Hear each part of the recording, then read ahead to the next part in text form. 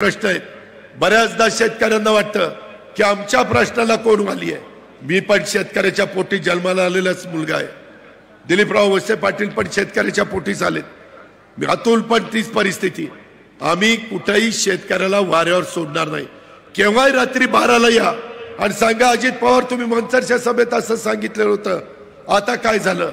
तुमच्या प्रत्येक प्रश्नाची सोडवणूक करण्याच्या करता पडेल ती किंमत मोजावी लागली तरी चालेल, परंतु आम्ही मागे हटणार नाही। हा शब्द देखील आजच्या सभेच्या निमित्तानं मी आपल्या सर्व सहकारी मित्रांना या निमित्तानं देतो।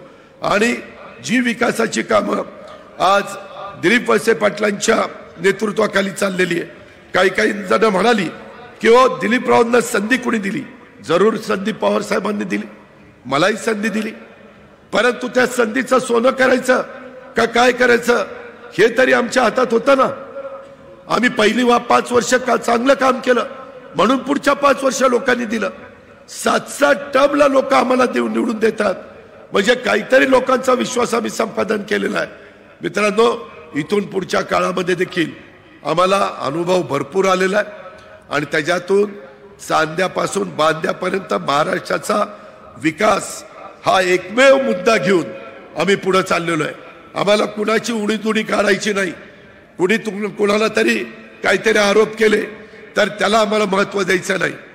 आम्ही कुठेही चुकीचं केलेलं नाहीये। एवढी सभा आहे, माझे अनेकांची संबंध आलेत। कुणी एकाने उठून सांगा अजित पवार तुम्ही चुकीचं सांगताय, इथं असं कुठेतरी चुकीचं घडलं। उलट मलाच चुकीचं घडलेलं आवडत नाही। मी सतत पोलिसांना सांगत असतो कायदा सुव्यवस्था चांगलं ठेवा, कुणावर अन्याय होणार नाही, महिलांना सुरक्षित वाटेल, महिलांना त्या ठिकाणी कुठली अडचण येणार नाही। या प्रकारची भूमिका मी घेतो, दिलीपराव घेतात, अतुल घेतो, बाकीचे सगळे माझे सहकारी घेतात।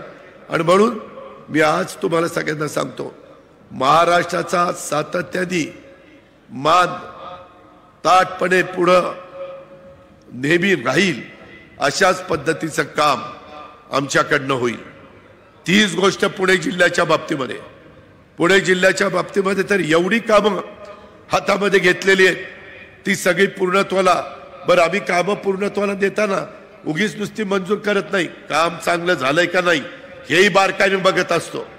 चुकीचं झालं तर तिथल्या तिथं कॉन्ट्रॅक्टरला काळ्या यादीमध्ये टाकायला मागं पुढे बघत नाही। अधिकाऱ्यांना देखील चुकला तर तिथल्या तिथं खडसावण्याचं काम आम्ही करतो। आमची प्रशासनावर पकड आहे, आम्ही फुशारक्या मारत नाही, ही वस्तुस्थिती आहे, परंतु आम्ही कशा करता ते करतो।